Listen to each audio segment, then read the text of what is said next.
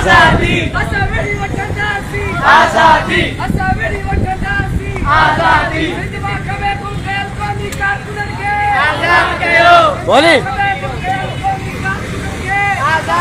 जी सिंध क़ौमी महाज़ पारां जबरी खंबे गुम कयल क़ौमी कारकुननि जी आज़ादीअ लाइ हैदराबाद प्रेस क्लब अॻियां जस्कम अॻवान अब्दुल फ़ताह चन्ना जी अॻवानी में कयल एहतिजाजी मुज़ाहिरे खां पोइ जस्कम जे जनरल सेक्रेटरी अब्दुल फ़ताह चन्ना समेत कारकुननि खे हैदराबाद पुलिस गिरफ़्तार करण बाद अणॼातल हंधि मुंतक़िल करे छॾियो।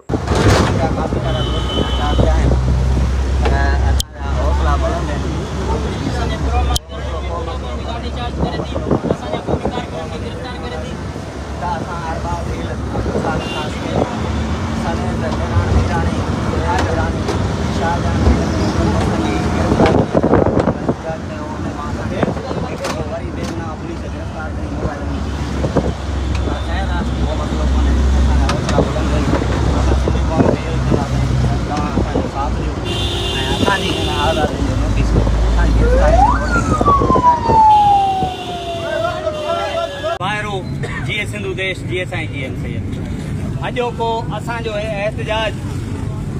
सॼी सिंध मां काफ़ी अरसे खां जेको जबरी तौर असांजे क़ौमी कारकुननि खे खंबे गुम कयो थो वञे ऐं उन्हनि खे सालनि जा साल टार्चर सेलनि में रखियो थो वञे, जंहिंजो मिसाल तव्हांजे साम्हूं आहे त कई सालनि खां इंसाफ़ दायो जंहिंखे खंबे गुम कयो वियो आहे, जंहिंजी अमड़ अॼु लाड़काणे जी इस्पताल में ज़िंदगी ऐं मौत जी कशमकश में आहे। उनखां पोइ साईं अयूब कांदड़ो जंहिंखे कई साल गुज़री चुका आहिनि उहो गुम आहे, सर्वेज नूहानी गुम आहे, साईं पी के ज़ोराणी पठान खान ज़ोराणी जंहिंखे कई साल गुज़रिया आहिनि उहो गुम आहे। सिंध जा कई नौजवान सिंध जी हक़ीक़ी आज़ादी ऐं पंहिंजे वतन जी ख़ुशहाली जी ॻाल्हि करण जे ॾोह में जबरी तौर खंबे सालनि खां गुम कया विया आहिनि ऐं किन दोस्तनि ते कूड़ा केस आणी उन्हनि खे सालनि जा साल जेलनि में बंदि कयो थो वञे, जंहिंजो मिसाल तव्हांजे साम्हूं आहे। अरबाब भील खे हैदराबाद नसीम नगर चौक तां गिरफ़्तार कयो वञे थो 24 फेबरवरी 2024 ते, उहो अञा जेल में ई आहे त हुन जेल में हुन ते 4 खां 5 ॿियूं नयूं FIR दाख़िल करे हुनखे दादू जेल मुंतक़िल कयो वियो आहे। हुनखां पोइ अब्दुल ख़ालिक ख़ासकेली जेको असांजो ज़िले टने मोहम्मद खान जो सदर आहे हुन ते अणगणत FIR जेल में पियो आहे, हुनजे बावजूदि हुन ते FIR दाख़िल थींदियूं थी वञनि। हुनखां पोइ हैदराबाद मां मेहरान मीराणी हुजे, सुहेल मीराणी हुजे, शाहजहान मीराणी हुजे, बबलू सूमरो हुजे, उन्हनि समेत असांजे नौजवाननि जे घरनि ते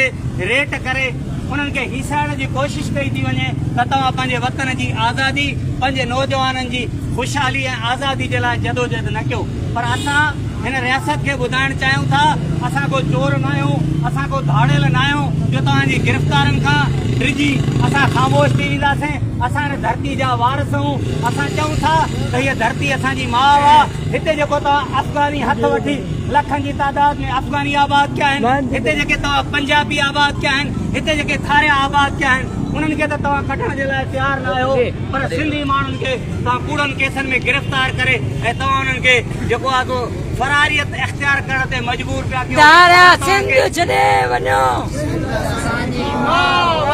असां तव्हांखे ॿुधाइण चाहियूं था